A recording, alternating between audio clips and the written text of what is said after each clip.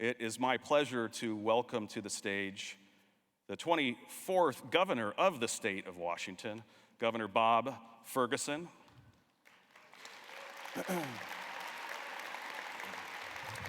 He's the 24th governor who celebrated his birthday on the 23rd of this month. He's at the 20th state of downtown on the 25th of this month. I don't know what any of that means, but he's a fourth generation Washingtonian. He's lived and worked on both sides of the mountains.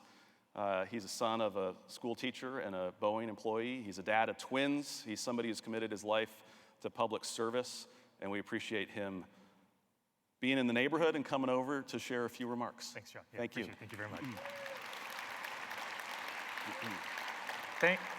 Thanks so much. And first, please join me in a round of applause for John and his team and all the fantastic work they do for our community.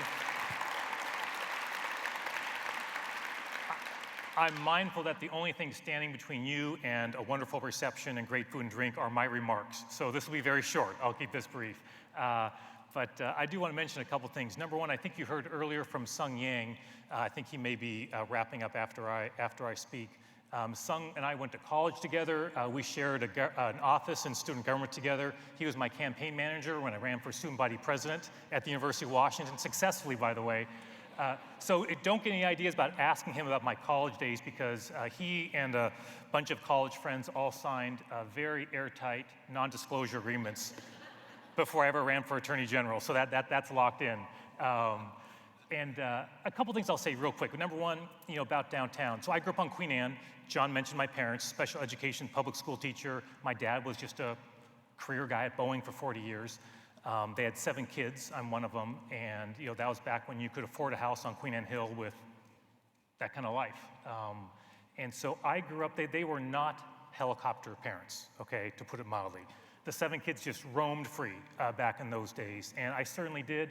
So at a very, very young age, I was coming downtown. I was taking the bus downtown. When I went out to the last exit on Brooklyn at the University of Washington, where I played a lot of chess, I was taking buses through downtown. Downtown's been a part of my life my entire life. I spent more than 20 years working in downtown at the King County Council and in the AG's office. So I have a deep appreciation, for all that you do to keep Seattle, downtown Seattle, what it needs to be. Vibrant for everybody, for businesses, for individuals, for commuters, you name it, for workers. And so first, thanks for all you do. Number two, I want to mention, I'm sorry I missed the remarks of the author, Mark Dunkelman. And Mark, are you still here somewhere, by the way? Hey, it's good to see you. So I've listened to you on a podcast about your book, by the way, and I read a chapter of your book, I think, about Massachusetts trying to get a clean energy project, I think was one of the chapters. So I'm deeply interested in what you're writing about, because, look, will tell you that, so I'm new at this job as governor, but if I want you to know one thing about me, it would be this. Few things drive me more crazy in the world than bureaucracy in government that gets in the way of serving the people, okay? Thank you. It drives me insane. I mean, it really does. And look, I'm in politics because I believe the role of government is to help make your lives and the lives of all Washingtonians a little bit better, and to not make your life more difficult, right? That's why I'm in politics. But when I gave my inaugural address, I gave a sentence that I didn't think would get quite so much attention, but I said something like, I'm not here to defend government, I'm here to reform it, okay? Was a line I said in my inaugural address. Well, I believe that, right? Government does great things, but does it need to be reformed? You better believe it does. And there are numerous examples of that. There was a Seattle Times article just recently, many of you might have read it, and it was about individuals who have mental health issues. For folks who work downtown or spend time downtown, you know what we're talking about. And it's a group of folks with mental health issues who are really in a difficult situation, where they become a threat to themselves or to others, and they need to be involuntarily committed, right? And there's a whole legal process for that, as you probably know. Well, the University of Washington stepped up recently, opened a new $250 million Center for Behavioral Health and Learning, and it's designed to house 75 patients who are involuntarily committed because they are a potential threat to themselves or to others. What the Seattle Times wrote about in their article was the fact that because there was a disagreement between the public defenders who do the work and others in the county and funding, that literally of the 75 essentially beds that were available to this population, only 19 were filled. The number was decreasing, and the University of Washington, this is a $250 million operation they've set up to really address a real need, that the University of Washington was going to have to start laying off their workers who help these people because there's no work to be done. So there's a Seattle Times article about this a few weeks ago. So I read that article. So I said to my team, look, it's not the governor's job necessarily, right? But I said, let's see what we can do to break this logjam. Long story short, a member of my team, David Frocht, a former state senator, brought the stakeholders together and hammered out a deal. So in a matter of weeks, we'll be reopening all that space for those individuals, right? That is,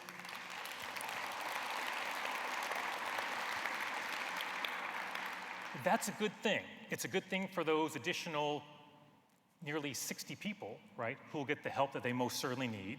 It's certainly good for folks who are otherwise interacting with them if they're a threat to themselves or to others. That's good for public safety. That's good all the way around. But it's an example of where government breaks down, okay, and is not solving problems. It's the kind of article that if a Washingtonian reads it, they say to themselves, this is crazy. Why can't we solve that problem? So I had a cabinet meeting on Monday, by the way, and with my cabinet, and I use this as an example. I said, I literally want every single week, I want one of you to bring me a problem like that we can try to solve. Beyond your normal work of helping folks out, like something that just seems like there's a bottleneck and it would benefit from the governor being involved or the highest levels of my administration being involved to try and break a logjam. Hey, if you've got ideas, send them to me, right? I've already told you about Sung. Send him to Sung. Let me know, right? He'll get it to me, believe me. But I'm serious about this, right? We're not going to be perfect as a government. We certainly are not. But we need to do a better job of breaking those things down. Last thing I just will say real quick is, you know we're facing a big budget challenge as a state. It's many billions of dollars. And, I'm determined to change the way we budget as a state, okay? I've said many times, we're not in a recession. We should not be facing a $14 billion budget shortfall. I get when there's a recession, there are challenges for any government. Just like for a family, if you lose a job, there's a budget challenges. Or for a business, if something happens, that's not the situation we're in, right?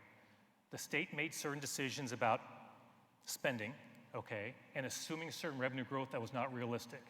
I just want to be clear, we're going to solve this problem this legislative session, but I've told everybody who will listen to me, I don't plan on every year as a governor going through this exercise of trying to face a multi-billion dollar shortfall, okay? That makes no sense to me. And so I'll be announcing on Thursday, multiple billions of dollars of efficiencies and cuts that my team and I have gone through the budget pretty much every day since I got in office to identify that. That's not going to get us all the way there yet. We've still got a couple months of legislative session, but I want to communicate to each and every one of you, okay, that, hey, we are taking this budget shortfall seriously.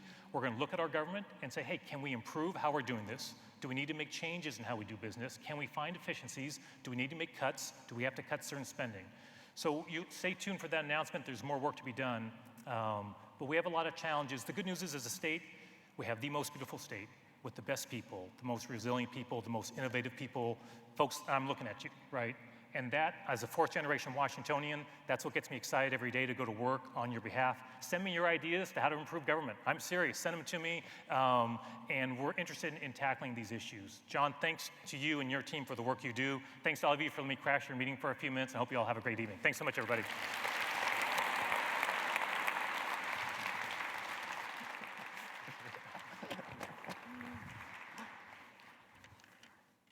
Thank you, Governor Ferguson. Okay, folks, that is the end of the program. I want to thank our sponsors, speakers, Mayor Harrell, Governor Ferguson, and all of you for attending the 2025 State of Downtown. Now, time to get out to the hall for some great music, food, and booze. Thank you all.